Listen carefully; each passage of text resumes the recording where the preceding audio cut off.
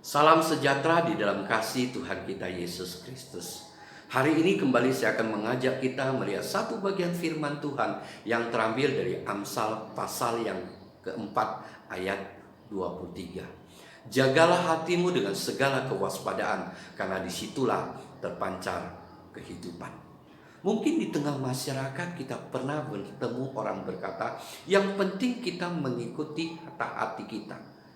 Ada juga yang mengatakan yang penting kita ikuti hati nurani kita. Ada juga yang memakai istilah yang penting kita mengikuti hati kecil kita.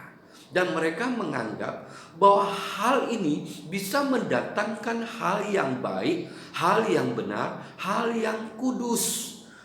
Tapi kalau kita perhatikan lebih jauh, benarkah hal-hal seperti ini yang mereka katakan hati nurani, hati kecil, dan juga kata hati ini bisa mendatangkan hal yang baik, hal yang benar, hal yang kudus? Kalau kita melihat kata hati di sini, kita bandingkan, mungkin kita katakan itu hati nurani antara seorang penjahat dengan seorang petani. Maka kita lihat ada standar yang berbeda di dalam hati nurani mereka. Misalnya seorang penjahat, tak kala dia membegal seorang dan mengambil harta orang itu, mengambil semua uang orang itu dan tidak melakukan penganiayaan terhadap orang itu, dia sudah merasa bahwa dia sudah melakukan hal yang baik. Tetapi tak kala seorang petani misalnya, tak kala dia tidak memiliki uang dan dia ingin menagih hutang dari tetangganya, ada perasaan yang begitu tidak enak karena dia harus menagih kepada tetangganya. Dia takut kalau tetangganya itu tidak mempunyai uang. Nah, kita melihat nurani, ukuran nurani mereka, hati nurani mereka begitu berbeda. Jadi tentu hal ini tidak dapat dijadikan sandaran. Dan kalau kita lihat lebih jauh lagi, apa yang mereka maksudkan dengan hati nurani? Kata hati, hati kecil ini, kalau kita selidiki, kita dapatkan yang mereka bicarakan ini sebenarnya perasaan. Tak kala firman Tuhan mengatakan jagalah hatimu dengan segala kewaspadaan. Kata hati di sini firman Tuhan memakai kata lev, bahasa Ibrani, bahasa aslinya. Kata lev di sini bukan hanya sekedar perasaan, tapi di dalam kata lev di sini ada kata perasaan, ada kehendak, ada fungsi berpikir. Jadi tak kala firman Tuhan mengatakan jagalah hatimu dengan segala kewaspadaan, firman Tuhan sedang bicara untuk kita menjaga fungsi kita berpikir, perasaan, dan kehendak dalam hidup kita. Kita harus jaga. Bagaimana kita menjaga hal ini supaya kita boleh mendapatkan hal yang baik? Yang pertama adalah kata menjaga di sini memakai kata nasar. Pengertian yang pertama adalah bagaimana kita menjaga pintu hati kita untuk tidak sembarangan mengizinkan hal-hal yang tidak benar masuk dalam hati kita. Tidak mengizinkan hal-hal yang bisa membuat kita berdosa. Kita harus menjaga sedemikian rupa untuk hal-hal ini tidak masuk dalam hati kita, pikiran, perasaan, dan kehendak kita. Kita ambil contoh Daud. Suatu ketika dia waktu berjalan di atas soto, dia melihat seorang wanita sedang mandi. Mungkin dia berpikir, yang penting saya hanya lihat dan saya tidak menyentuhnya. Tapi kita melihat kemudian apa yang dia lihat mendatangkan keinginan, dan keinginan ini mendatangkan dosa. Kita harus belajar bagaimana kita menjaga hati kita. Mungkin kita bisa ambil contoh Yusuf. Tatkala dia digoda oleh nyonyanya yang cantik dan masih muda, dia melarikan diri. Dia melepaskan diri dan melarikan diri dari nyonyanya. Kenapa dia bisa melakukan hal itu? Karena dikatakan oleh firman Tuhan, dia tidak mau berdosa kepada Tuhan. Hidupnya, hatinya dipenuhi oleh firman Tuhan, sehingga dia tidak berdosa terhadap hal itu. Demikianlah kita menjaga hati kita sedemikian rupa. Kita tidak mengizinkan, kita tidak boleh mengizinkan hal-hal yang bisa membawa kita kepada kejahatan, hal-hal yang bisa membawa kita kepada dosa. Dan suatu ketika Tuhan berkata kepada Kain. Dia mengatakan begini, "Mengapa hatimu panas? Mengapa mukamu bermuram?" Firman Tuhan katakan.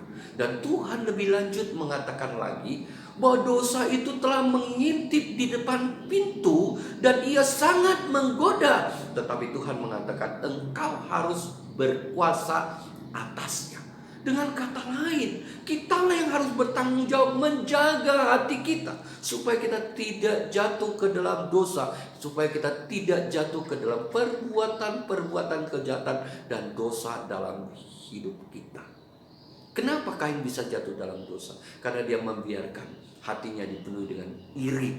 Dan dari iri itu timbul panas hati. Dan panas hati itulah yang membuat dia melakukan perbuatan jahat, perbuatan dosa yang begitu menyedihkan. Firman Tuhan suruh kita menjaga hati kita, menjaga di depan pintu gerbang hati kita, dan tidak membiarkan masuk perbuatan jahat dan dosa dalam hati kita. Dan yang kedua, pengertian nasar, berjaga, menjaga adalah bagaimana kita menjaga apa yang sudah masuk. Dengan kata lain, kita kembali menyelidiki, meneliti, atau dengan bahasa lain introspeksi di dalam kehidupan kita. Apa yang ada di dalam hati kita. Kita tidak boleh mengatakan, aku ya seperti ini, jati diriku ya seperti ini. Tapi kita harus mengukurnya. Apakah yang kita sebut jati diri, apa yang kita sebut diriku ini, apakah sesuai dengan firman Tuhan? Dan kalau tidak sesuai dengan firman Tuhan, tentu kita harus mengoreksi. Dan bagaimana dengan pertolongan Tuhan, pertolongan Roh Kudus melalui firman-Nya, kita mengubah kehidupan kita untuk semakin hari semakin bisa mendatangkan kemuliaan bagi nama Tuhan. Apa yang ada di dalam hati kita? Kebencian, kemarahan, sakit hati, kecewa yang sudah menjadi akar pahit harus kita gali kembali dan kita tata, kita keluarkan dalam hati kita. Kita tidak boleh membiarkan itu dan mengatakan ini jati diriku. Kita tidak boleh begitu. Bagaimana kita membuangnya supaya kebencian itu kita buang, dendam kita berikan pengampunan, kita melepaskan diri dari semua itu. Dan kita juga belajar bahwa dalam kehidupan manusia ada kecenderungan merasa diri benar. Kita belajar untuk bagaimana kita meneliti hati kita supaya kita tidak menjadi orang yang suka menghakimi orang lain karena kita merasa diri kita benar. Kita bisa melihat selumbar di mata orang, kita tidak sadar ada balok di mata kita. Kita harus terlebih dahulu mengeluarkan balok. Dengan kata lain, seringkali dalam hidup kita, kita menghakimi orang, kesalahan orang begitu kecil kan kita bisa mendapatkannya dan kemudian mengatakannya. Bagaimana dengan diri kita? Balok di dalam mata kita. Kita harus menggalinya dan bagaimana kita membuang dan kita memperbaiki hidup kita. Demikianlah kita menjaga hati kita. Dan kemudian menjaga hati juga bicara tentang bagaimana masa lalu kita. Ada hal-hal yang tidak benar, hal-hal yang tidak baik, yang seringkali mencegah, menghambat kita untuk kita melayani Tuhan dan memuliakan Tuhan. Itu pun kita harus jauhkan dalam hidup kita dengan introspeksi bahwa Kristus sudah mati bagiku, Dia sudah menghapus dosaku, dan aku yang sudah diperbarui di dalam Kristus, aku memuliakan Dia dalam hidupku. Demikianlah kita menjaga hati kita. Menjaga hati kita dengan segala kewaspadaan, karena disitulah terpancar kehidupan. Kehidupan yang boleh menjadi berkat bagi orang lain. Kehidupan yang bisa membangkitkan semangat orang lain. Kehidupan yang bisa menguatkan orang lain. Kehidupan yang boleh membawa orang mengenal kepada Kristus melalui hidup kita.